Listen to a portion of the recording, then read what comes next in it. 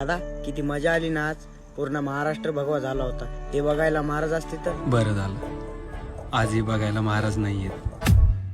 किती थाटात जयंती साजरी करतो ना आपण. रॅली काढतो, डीजे लावतो, डीजे समोर नाचतो, धिंगाणा करतो, जल्लोष करतो, दारू पितो, गाडीवर झेंडा, झेंड्यावर महाराजाची प्रतिमा आणि ती गाडी महाराजाच्या स्मारकासमोर कमी, गर्लफ्रेंडच्या घरासमोरून जास्त फिरवतो. 19 फेब्रुवारीला गळ्यात असणारा भगवा रुमाल, अरे डोलाने फडकणारा भगवा झेंडा दुसऱ्या दिवशी रोडवर पडलेला दिसतो. अरे अख्ख्या महाराष्ट्राच्या बापाची जयंती होती आणि आपण गाणे कोणते लावतो?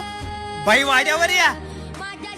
काही धडाडीचे कार्यकर्ते महाराजांच्या शिवजयंतीच्या शुभ मुहूर्तावर कार्यक्रम ठेवतात आणि त्यांच्या प्रतिमेसमोर बाया नाचवतात. अरे आपला राजा बाई वाचवणारा होता, बाई नाचवणारा नाही. मिरवणुकीत नाचायला हजारोची गर्दी आणि शेवटी स्मारकाजवळ आरती वेळी फक्त 100 लोक, त्यातले 50 लोक 100 फूट लांब, कारण त्यांना पायातला बूट काढायला वेळ नाही.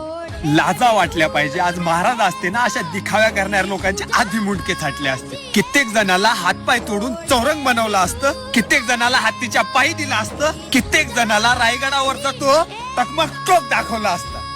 आज महाराज असते ना, महाराष्ट्र असता, महाराष्ट्राचा बिहार नसता.